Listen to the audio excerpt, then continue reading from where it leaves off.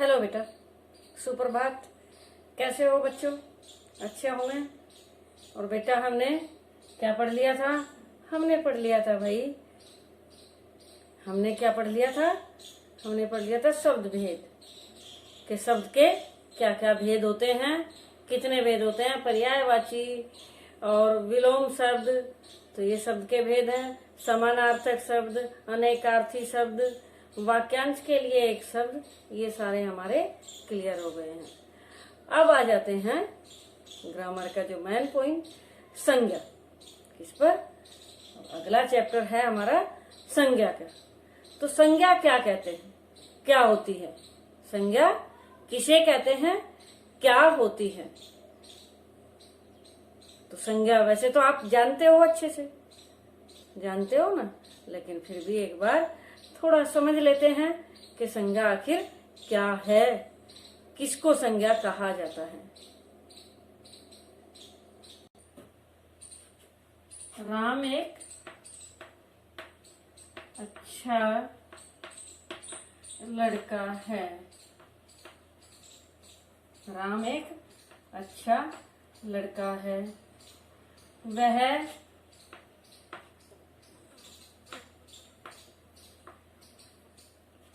कक्षा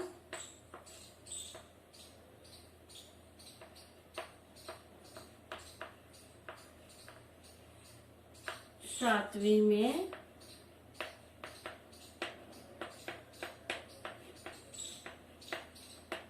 पढ़ता है।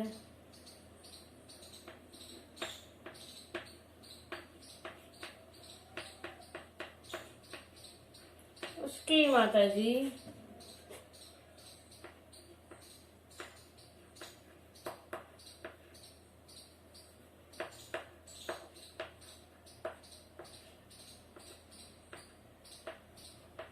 अध्यापिका हैं।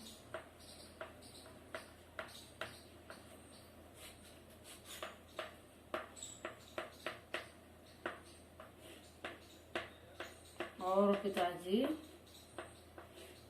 डॉक्टर हैं।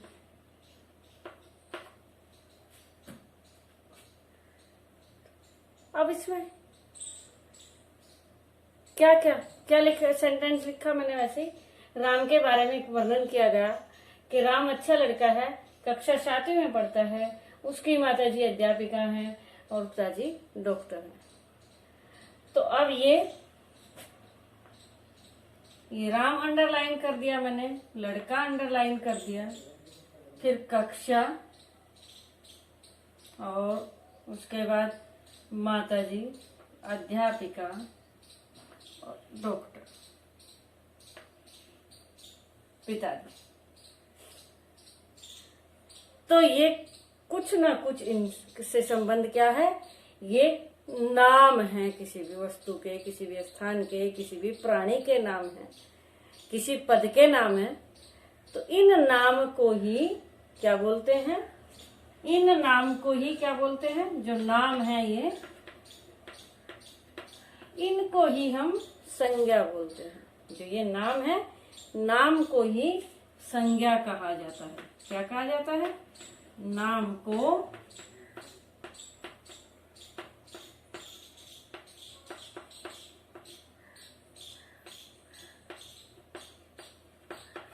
संज्ञा कहते हैं। किसको? नाम को। अब नाम, एक राम तो नाम है, लड़का एक प्राणी, कोई भी प्राणी मतलब, तो ये भी नाम है। कक्षा एक स्थान का नाम, एक क्लास का नाम बताया गया, स्थान का, तो जगह का नाम बताया गया जैसे, तो ये भी नाम हो गया। और माताजी, ये भी किसी प्राणी का नाम हो गया, उसका संबंध हो गया, राम से संबंध है तो संबंध बताया गया, यानी माताजी हैं। फिर उसका संबंध, उस माताजी का पद बताया गया, माताजी का पद बताया गया है कि माताजी क्या करती हैं, जो अध्यापिका हैं। और उसके बाद पिताजी का संबंध बताया गया, और पिताजी का संबंध तो नाम से बताया वो भी, और उनके पद का नाम भी बताया गया। तो ये सारे शब्द क्या हैं? संज्ञा शब्द हैं। जो अंडरलाइन वाले हैं ये सारे शब्द संज्ञा हैं, नाम है, किसी न किसी से संबंधित, किसी पद से संबंधित है, किसी मनुष्य से संबंधित है। तो कैसे न कैसे। अब एक और ले लेते हैं, जैसे इसी में राम ईमानदार लड़का है। राम ईमानदार लड़का है, तो ये ईमानदार भी, ये ईमानदार भी, यानी इसका पद क्या है, कैसा है, उसका स्वभाव बताया गया, उसका स्वभाव बताया गया, तो उसके भाव। तो इस तरह यानी कहीं ना कहीं जो भी नाम होते हैं उन नाम को हम क्या बोलते हैं बेटा, उन नाम को हम संज्ञा बोलते हैं। क्या बोलते हैं उनको? संज्ञा बोलते हैं। तो ये संज्ञा शब्द क्या है, समझ में आया या नहीं? इसकी परिभाषा क्या है?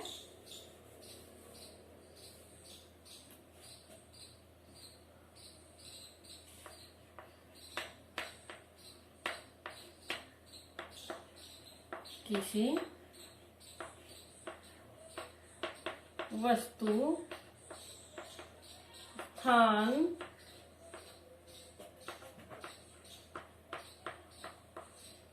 प्राणी, किसी वस्तु, स्थान, प्राणी के नाम को, प्राणी और या भाव के नाम को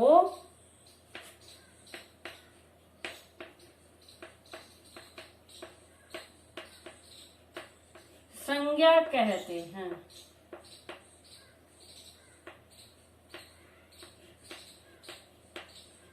बस इतने से के बारे में इतना बताया, वो समझना था थोड़ा। तो किसी वस्तु जैसे ये बोर्ड, तो ये वस्तु है, ये चौक, ये वस्तु है।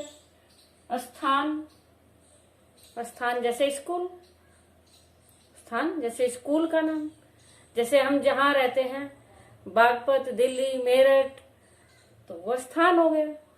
प्राणी, हम और आप, प्राणी, पशु पक्षी प्राणी, तो ये प्राणी हो गए। भाव जैसे ईमानदारी, झूठ, सत्य, जान पाते हैं क्योंकि हम बचपन से ही वही सीखते हैं कि इसको पानी कहा जाता है, इसको दूध कहा जाता है, इसको बोर्ड कहा जाता है, इसको पुस्तक कहा जाता है। ये माता जी हैं, ये दादाजी हैं, ये पिताजी हैं, ये भाई है, ये बहन है। तो ये सारे जो भी संबंध या वस्तु या कुछ भी मन के भाव हैं, तो ये सारे जो दर्शाते हैं, क्या दर्शाते हैं? ये नाम को दर्शाते हैं। उस जो रूढ़ शब्द नहीं कहा जाता, तो ये निर्धारित शब्द हो गए। ये निर्धारित शब्द ही सारे संज्ञा शब्द हैं। ये संज्ञा शब्द हैं। वो संकर शब्द हैं, या फिर वो यौगिक शब्द हैं, या फिर वो रूढ़ शब्द हैं, या फिर वो योग रूढ़ शब्द हैं। कोई भी इस तरह के कुछ भी शब्द हैं, तो वे सारे क्या होते हैं? संज्ञा शब्द होते हैं। इन्हीं से ही हमें उचित ज्ञान प्राप्त होता है। और ये ज्ञान ही, ये जानना ही, जो ये नाम जान पाते हैं, ये नाम जानना ही संज्ञा कहलाता है। अब इसके बाद संज्ञा समझ में आ गया। मैन क्या है, ये इतना बड़ा लिखने की जरूरत नहीं है। किसी वस्तु, ये आ गया, वस्तु, स्थान, प्राणी और भाव के नाम को संज्ञा कहते हैं। तो इतनी सी हमारी, ये तो मैंने समझाने के तौर पे बताया है आपको, और नहीं तो हमारी परिभाषा तो ये है, किसी वस्तु, स्थान, प्राणी या भाव के नाम को संज्ञा कहते हैं। यानी नाम को हम किसी भी, कोई भी नाम है उसको हम संज्ञा कहते हैं। अब संज्ञा के भेद मुख्य कितने होते हैं? मुख्य होते हैं 3। संज्ञा के कितने मुख्य भेद होते हैं 3। वो कौन कौन से हैं? संज्ञा के भेद। तो संज्ञा के भेद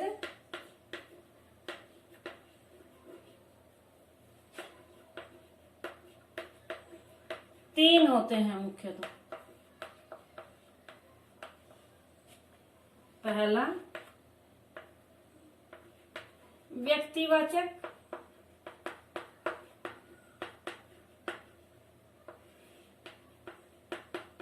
पहला क्या होता है? व्यक्तिवाचक। दूसरा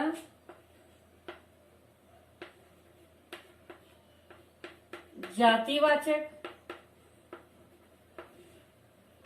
और तीसरा भाववाचक। व्यक्तिवाचक संज्ञा, जातिवाचक संज्ञा और भाववाचक संज्ञा, ये हमारे 3 मुख्य भेद होते हैं। अब जातिवाचक के 2 भेद और होते हैं। जातिवाचक के 2 भेद और होते हैं। वो हमारे व्याकरणविद कोई 5 भेद बताते हैं तो कोई 3 बताते हैं। वो जातिवाचक में आ जाते हैं। जो जातिवाचक के 2 उपभेद समझिए या अलग अलग भेद, वो है जातिवाचक का द्रव्यवाचक और एक समूहवाचक। समूहवाचक संज्ञा और द्रव्यवाचक या फिर इसको पदार्थवाचक भी बोलते हैं। पदार्थवाचक संज्ञा। अब ये इनको कैसे कैसे यानी 3 भागों में या 5 भागों में जो बांटा गया है, क्यों बांटा गया है? ताकि उस संज्ञा को हम अच्छे से समझ लें कि ये इनके भेद क्यों हैं। तो ये 3 भेद है, ये पहले हम समझ लेते हैं। इनके जब ये जातिवाचक आएगा तो ये भी बता दूंगा। तो बेटा व्यक्तिवाचक संज्ञा, व्यक्तिवाचक संज्ञा होता है, व्यक्तिवाचक संज्ञा क्या होता है?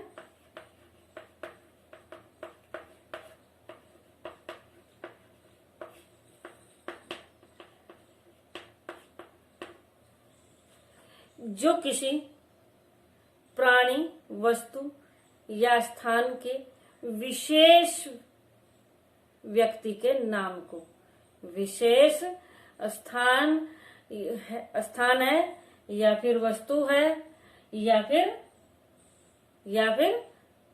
व्यक्ति विशेष का नाम है।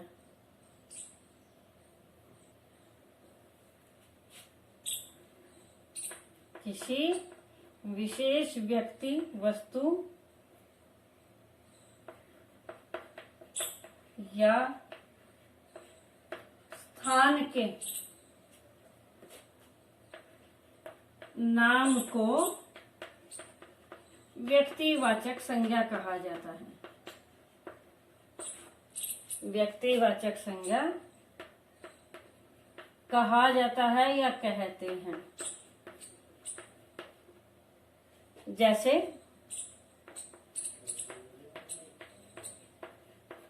अब इसमें उदाहरण तो मौखिक में मैंने बहुत सारे बता दिए। जैसे इसके पुस्तक, प्राणी, वो पुस्तक, बोर्ड, पंखा वगैरह, माताजी, पिताजी, ये सब संज्ञा के, ये संज्ञा के यानी संज्ञा थे। और यहाँ व्यक्तिवाचक संज्ञा पूछी गई है, बतानी है। तो व्यक्तिवाचक संज्ञा में किसी विशेष व्यक्ति, वस्तु या स्थान के नाम को व्यक्तिवाचक संज्ञा कहते हैं। जैसे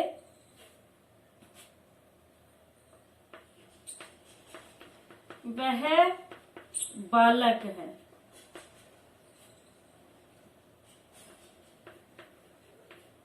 राम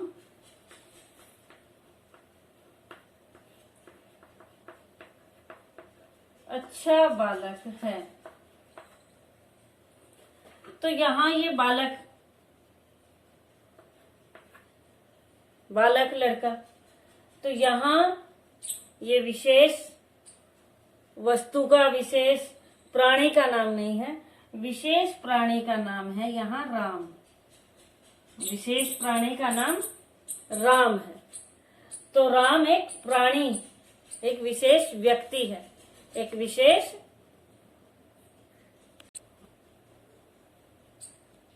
विशेष क्या है, व्यक्ति का नाम है। राम, श्याम, मोहन, कोई भी नाम हो सकता है। तो वो अच्छा, तो किसी ना, अगर वह बालक है, कोई भी बालक है, वह बालक है तो कोई भी बालक है, वो विशेष में नहीं आता। लेकिन जब उसका नाम बताया गया तो वो विशेष में होता है। अब जैसे राम के लिए ही कि राम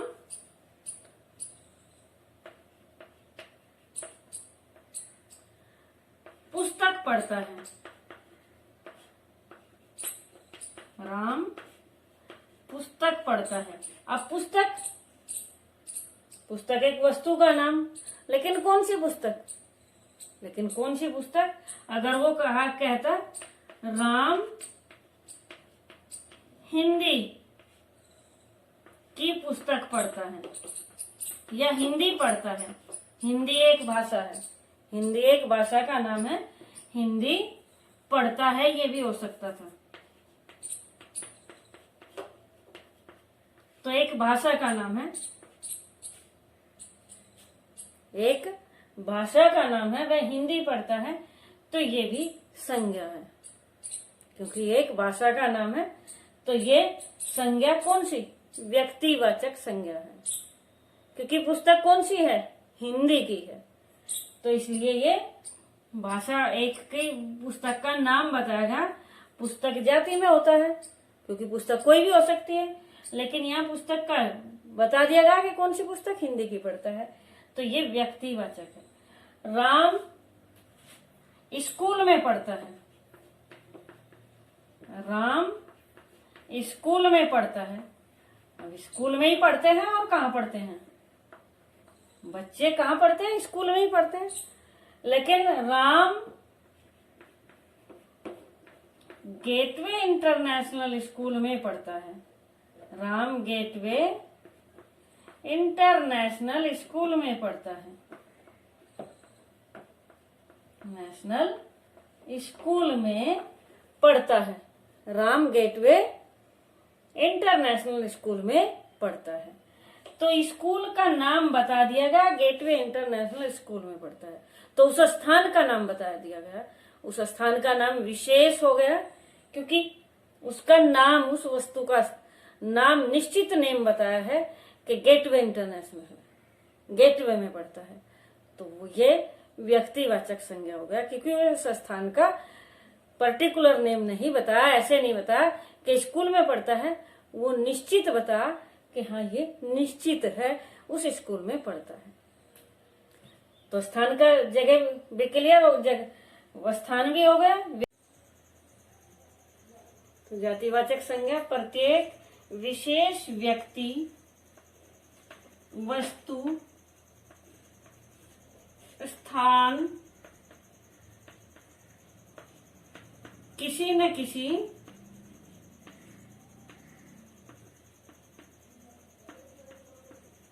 जाति के अंतर्गत आते हैं, किसी न किसी जाति के अंतर्गत आते हैं, जाति के अंडर में आते हैं।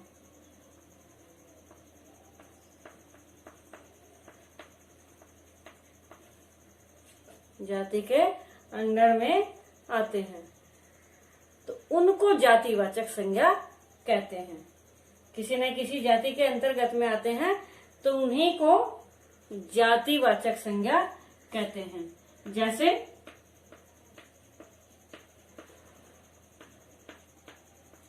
गंगा, यमुना,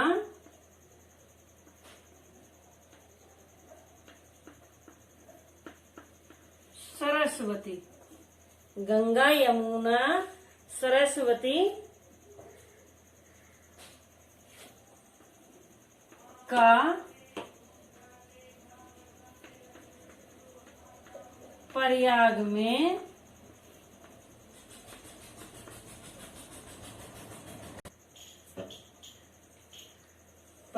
में संगम होता है।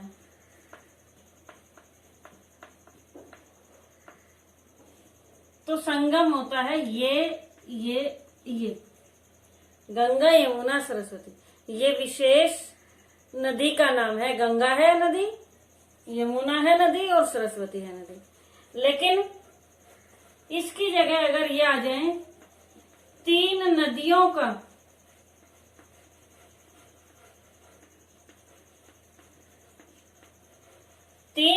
का प्रयाग में संगम होता है। तो जो ये नदी आ गया, जो ये नदी है, तो ये नदी यानी ये सारी इसके अंतर्गत ही तो आती है, नदी के अंतर्गत आती हैं। तो नदी के अंतर्गत आती है तो इसका मतलब ये नदी जाति है। ये तो व्यक्तिवाचक संज्ञा में है, लेकिन जो नदी है वो जातिवाचक संज्ञा में आता है। ठीक है बेटा।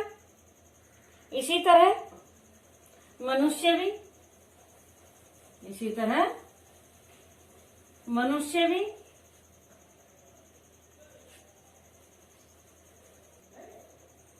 राम,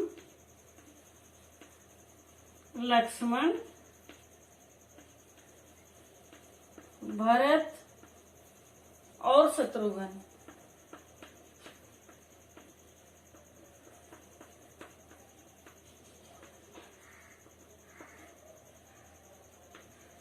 राजा दशरथ के पुत्र हैं। राजा दशरथ के पुत्र हैं।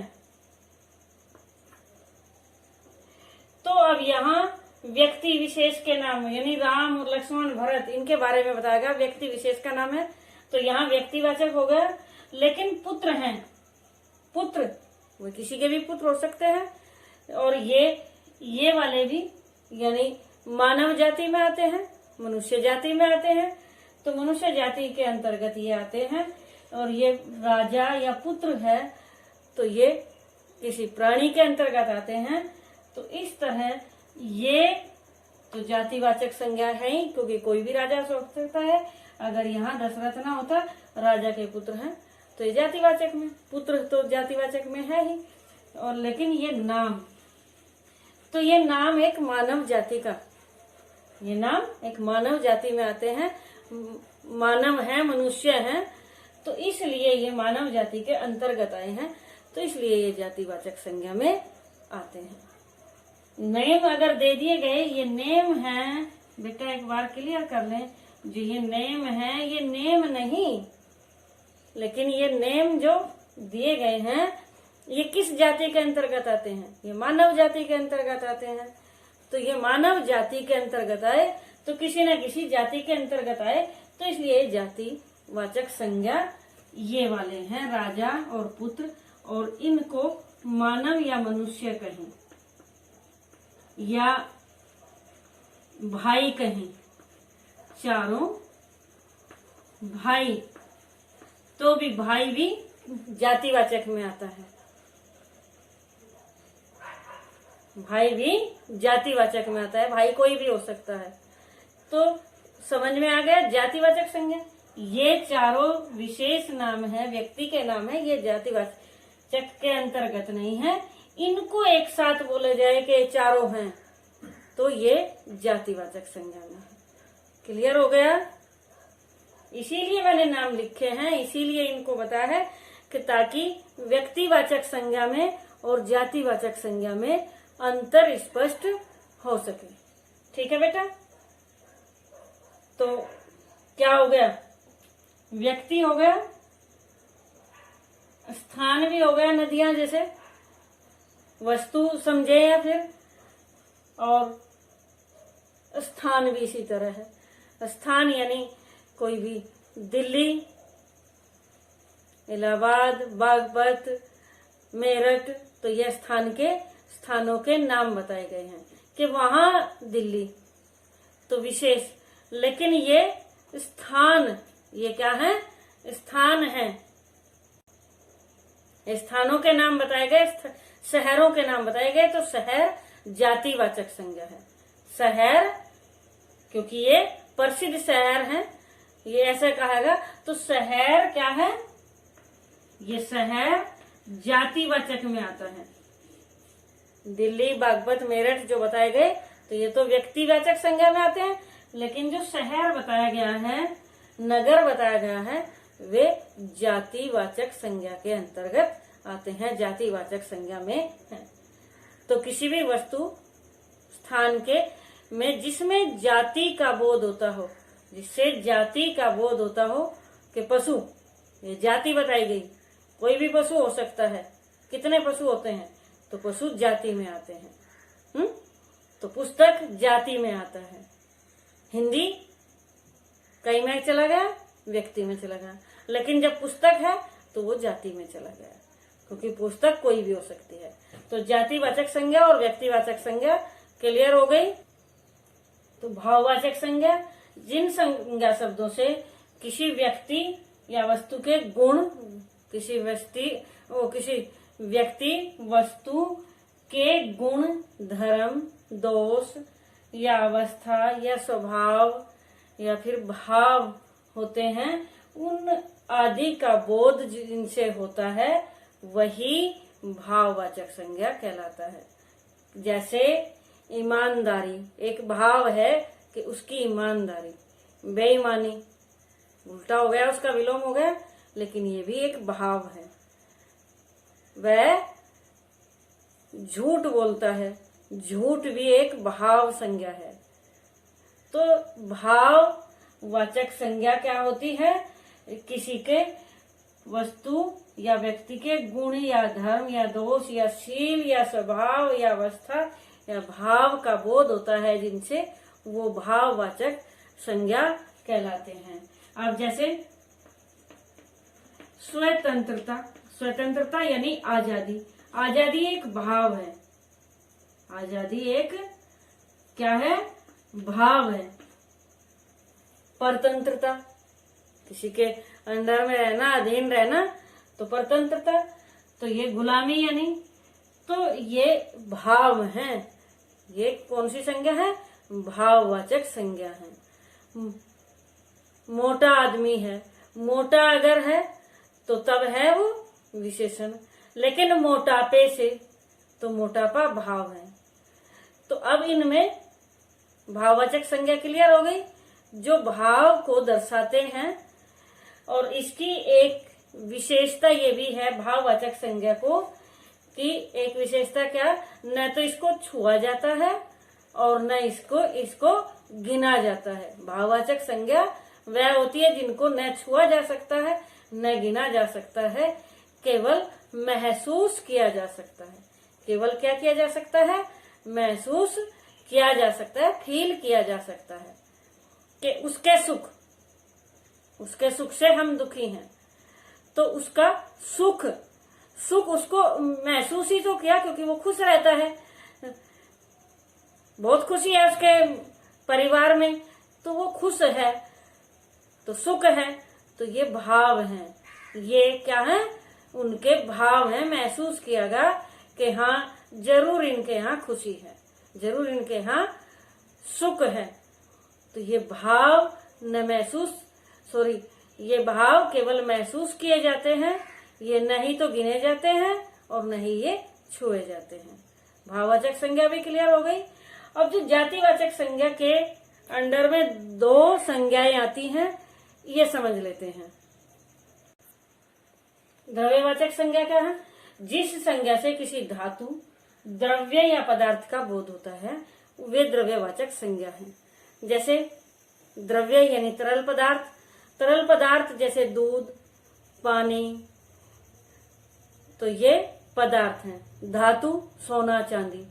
और इसकी एक और विशेषता है कि जिस एक वस्तु से कई सारे पदार्थ बनते हैं, जैसे मिट्टी भी द्रव्यवाचक संज्ञा में आते हैं, क्योंकि मिट्टी से भी बहुत सारे पदार्थ बनते हैं। जैसे मिट्टी से खिलौने भी बनते हैं, तो मिट्टी को गीला करके मकान भी बनाते हैं और खिलौने भी बनाते हैं, और भी बहुत सारे वस्तुएं इस तरह की मिट्टी से बनाते हैं। मिट्टी से मूर्ति आदि भी बनाई जाती हैं। तो इस तरह यानी इसी तरह गेहूं से आटा बनता है, आटे से रोटी बनती है, और सूजी वगैरह भी बनती है, आटे की भी बनती है, चावल की। तो इस तरह यानी आटे से भी फूल मैदा बनता है। तो जिनसे एक ही वस्तु से कई सारे पदार्थ बनते हैं तो वे सारे द्रव्यवाचक संज्ञा होते हैं। और ये द्रव्यवाचक संज्ञा कहाँ चले जाते हैं? जातिवाचक में चले जाते हैं। कहाँ चले जाते हैं? ये जातिवाचक में। तो ये द्रव्यवाचक संज्ञा क्या क्या होती है? जैसे सोना एक धातु है, चांदी, पीतल, ये क्या है? ये सब धातुएं हैं। ये सब क्या है? धातुएं हैं। पानी, दूध, ये तरल पदार्थ हैं। पानी, दूध, ये तरल पदार्थ हैं। तो ये भी द्रव्य में जाते हैं। ये भी द्रव्यवाचक संज्ञा। द्रव्यवाचक जबकि द्रव तरल पदार्थ होता है, लेकिन द्रव्यवाचक संज्ञा यानी ये भी तो द्रव्य में ही आए हैं, तो इसलिए ये द्रव्यवाचक संज्ञा ही है। क्लियर हो गई? इसके बाद समूहवाचक संज्ञा। समूहवाचक संज्ञा थोड़ी ऐसे ही बता दूं, यही समूहवाचक संज्ञा है जो समूह को प्रकट करती है। समूहवाचक संज्ञा क्या है? जो समूह को प्रकट करती है। समूह को प्रकट कर, जैसे कक्षा। कक्षा एक बच्चे से नहीं हो सकती, इसमें कई सारे बच्चे होते हैं, तो कक्षा समूह को प्रकट करती है। जनता, जनता भी समूह को प्रकट करती है। जनता भी समूह को प्रकट करती है। लोग, लोग भी समूह को प्रकट करते हैं। तो ये इस तरह के जो समूह को प्रकट करते हैं और एक शब्द से लिखे जाते हैं, तो ये समूहवाची संज्ञा होते हैं। ये समूहवाची संज्ञा होते हैं। और ये भी किस में पहुंच जाते हैं? जातिवाचक में। समूहवाचक संज्ञा कक्षा, जनता, लोग, प्राण, प्राण भी मतलब प्राण भी उसमें ही आते हैं। और इस तरह यानी और भी, जैसे दल है, दल भी एक समूह ही है। दल भी एक समूह है। झुंड है, भीड़ है, तो ये समूहवाची संज्ञा है। समूहवाची संज्ञा होते हुए भी ये द्रव्यवाचक संज्ञा में समूहवाचक संज्ञा में होने के बाद इसमें आते हैं, लेकिन इसके बाद ये जातिवाचक के अंडर में ही आते हैं। क्लियर हो गए? लेकिन अब थोड़ा जातिवाचक से भाववाचक संज्ञा कैसे बनाते हैं, और कौन सा जातिवाचक होते हुए भी भाव हो सकता है, या व्यक्तिवाचक होते हुए भी वो जातिवाचक में कैसे चला जाता है। इस तरह के एक दो उदाहरण ले लेते हैं। जैसे हरिश्चंद्र। आजकल हरिश्चंद्रों जैसा तो कोई रहा ही नहीं। हरिश्चंद्रों जैसा यानी हरिश्चंद्र था तो व्यक्तिवाचक था, एक व्यक्ति का विशेष का नाम था। लेकिन हरिश्चंद्रों जैसे, तो हरिश्चंद्रों यहाँ अब जातिवाचक में आ गया। हरिश्चंद्रों कहीं में आ गया? जातिवाचक में आ गया।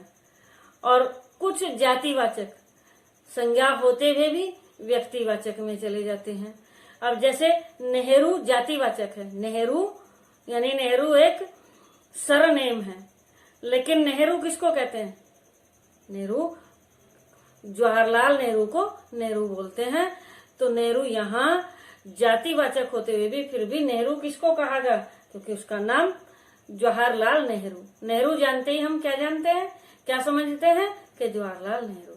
तो इसलिए जातिवाचक होते हुए भी वो व्यक्तिवाचक संज्ञा में आ जाता है। क्लियर हो गया ये भी? अब क्या बचा? अब जातिवाचक यानी भाववाचक संज्ञा क्रियाओं से भी बन जाती हैं, अव्ययों से भी बन जाती हैं, और विशेषण आदि से भी बन जाती हैं। थोड़ा ये भी क्लियर कर ले फटाफट। जातिवाचक संज्ञा से भाववाचक संज्ञा बनाना। अब जैसे जातिवाचक संज्ञा क्या है? शिक्षक है, शिक्षक सिखाने वाला, और इससे भाववाचक संज्ञा क्या बन गई? शिक्षा भाववाचक संज्ञा हो गई, शिक्षा भाववाचक संज्ञा हो गई। इसी तरह शत्रु जातिवाचक संज्ञा है, और शत्रु से शत्रुता ये भाववाचक संज्ञा हो गई, शत्रु से शत्रुता भाववाचक संज्ञा हो गई। तो इस तरह यानी जातिवाचक संज्ञा शब्दों से भाववाचक संज्ञा बन जाती है। क्या बन जाती है? जातिवाचक से भाववाचक संज्ञा। अब जैसे बालक का बालपन, बालक का बालपन, ये बालक यानी बच्चा है, और बालक का बालपन, बालपन क्या है? भाववाचक संज्ञा है, बालपन भाववाचक संज्ञा है। विद्वान विद्वता, विद्वान विद्वान भाव जातिवाचक संज्ञा है, लेकिन उसके बाद ता इसमें लगा दिया विद्वता, तो हो गई भाववाचक संज्ञा।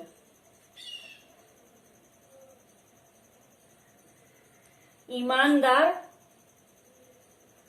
और ईमानदारी क्या हो गया? ईमानदार तो विशेषण है, ईमानदारी हो गया इसका, ईमानदारी क्या हो गया? सॉरी, ईमानदार विशेषण में जाता है, ईमानदार विशेषण में जाता है, सॉरी मैंने इसमें बता दिया। तो इसमें नहीं, यानी जो जातिवाचक संज्ञा उनसे भाववाचक संज्ञा बनती है। जैसे शिक्षक का शिक्षा हो गया, शत्रु का शत्रुता हो गया, बालक का बालपन हो गया। इसी तरह और भी एक दो शब्द, बच्चा का बचपन हो जाएगा, बच्चा का बचपन हो जाएगा। दानव का दानवता हो जाएगा, दानव का दानवता हो जाएगा। पंडित का पांडित्य हो जाएगा। पुरुष का पुरुषत्व हो जाएगा। ये भाववाचक संज्ञा ये हो गई। अब सर्वनामों से भाववाचक संज्ञा, अब सर्वनामों से, हाँ, तो सर्वनामों से जैसे अपना अपनत्व, तुम तुम्हारा, तो ये भाववाचक संज्ञा हो जाती हैं। विशेषणों से भाववाचक संज्ञा, विशेषण जैसे मीठा, खट्टा, गरम, ठंडा, तो इनसे भाववाचक संज्ञा जैसे मीठा का मिठास, खट्टा का खटास, गरम का गर्मी, ठंडा का ठंडाई, तो ये विशेषण से भाववाचक संज्ञा हुई। अब इसके बाद क्रियाओं से भाववाचक संज्ञा, क्रियाओं से भाववाचक संज्ञा जैसे थकना, तो थकावट भाववाचक संज्ञा हो गई। और खेलना, खेल भाववाचक संज्ञा हो गई। और इसी तरह हारना, हार भाववाचक संज्ञा हो गई। ओके बेटा, थैंक यू।